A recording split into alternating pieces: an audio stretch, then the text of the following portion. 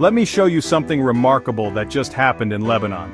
After 2.5 years without a president, this tiny Mediterranean country has finally elected a new leader. But this isn't just any normal election, it's a story that tells us everything about how power is shifting in the Middle East, and how one of the region's most complicated countries might finally be changing. The new president is Joseph Aoun, the commander of Lebanon's army. He just won with 99 votes in parliament, way more than he needed. But to understand why this is such a big deal, and what it means for the future of the Middle East, we need to look at how Lebanon got here, and why this country keeps finding itself at the center of the region's biggest power struggles.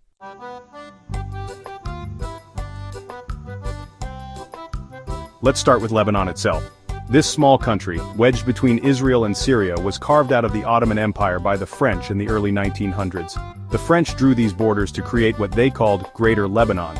But these lines created something unique, a country with an incredibly delicate balance between different religious groups.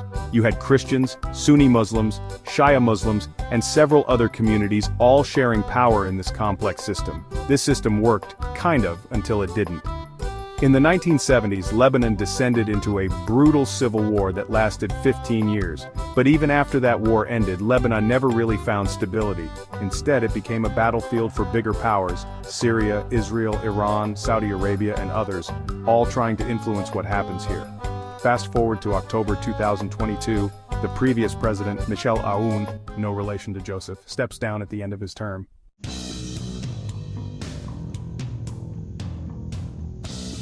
Because this isn't just about Lebanon, it's about this massive struggle happening across the Middle East between Iran and its allies on one side, and countries like Saudi Arabia, Israel, and the United States on the other.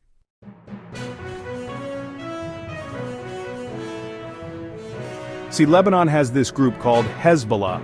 They're not just a political party, they're also a powerful military force, probably stronger than Lebanon's actual army. They're backed by Iran, and they've been one of Iran's most important allies in this whole regional power struggle. For years, Hezbollah has been able to basically veto any major decision in Lebanon that they don't like.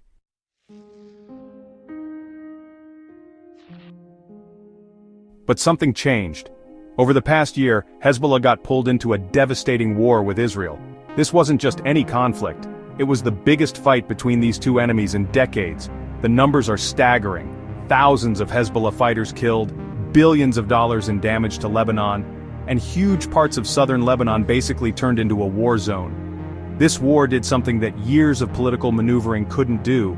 It weakened Hezbollah's grip on Lebanon. At the same time, something else huge happened next door in Syria. The Assad regime, one of Hezbollah's biggest allies, fell from power.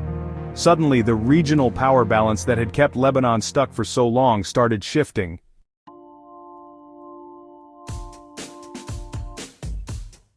This is where Joseph Aoun comes in. He's been running Lebanon's army since 2017, and he's managed to do something really difficult. He's kept the army together and functional even as Lebanon's economy completely collapsed. When the country's currency became almost worthless and soldiers' salaries shrank to almost nothing, he still kept the army working. When massive protests broke out in 2019, he defied orders from politicians to crack down on demonstrators. Instead, he let people protest while keeping things from getting out of control. But here's what makes Aoun really interesting. He's managed to walk this incredibly fine line between all these different powers. He's close to the United States, which has given tons of support to Lebanon's army. But he's also managed to avoid direct confrontation with Hezbollah, even while keeping the army independent from their influence.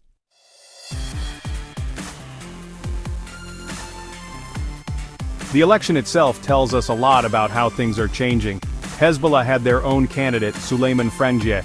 He's from this powerful political family and was close to Syria's Assad regime. But just before the election, Frangieh dropped out and supported Aoun instead. This wasn't just Frangieh being nice, it was Hezbollah recognizing that they couldn't win this fight. When parliament voted, something really interesting happened. In the first round, Aoun got 71 votes, and Hezbollah abstained. But then, in the second round, even Hezbollah voted for him. They called their first-round abstention a message, but really it was them accepting the new reality while trying to save face.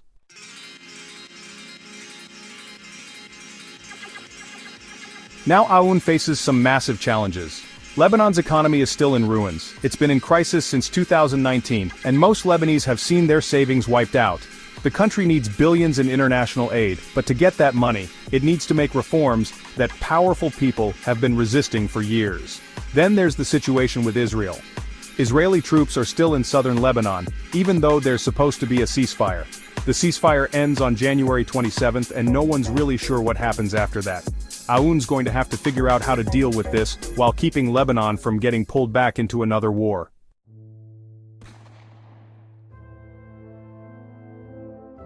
But maybe the biggest challenge is this: can Lebanon finally start making its own decisions? For decades, this country has been pushed around by bigger powers: Syria, Iran, Saudi Arabia, Israel, the United States. Everyone's had their finger in Lebanon's politics.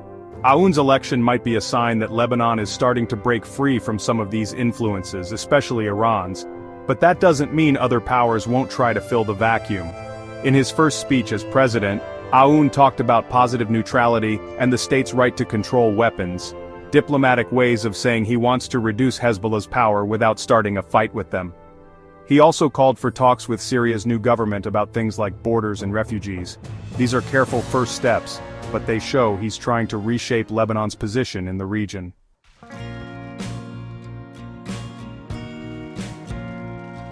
What we're seeing in Lebanon isn't just about one country choosing a new leader, it's about how the whole Middle East is changing. The old power structures that have dominated the region for decades are shifting.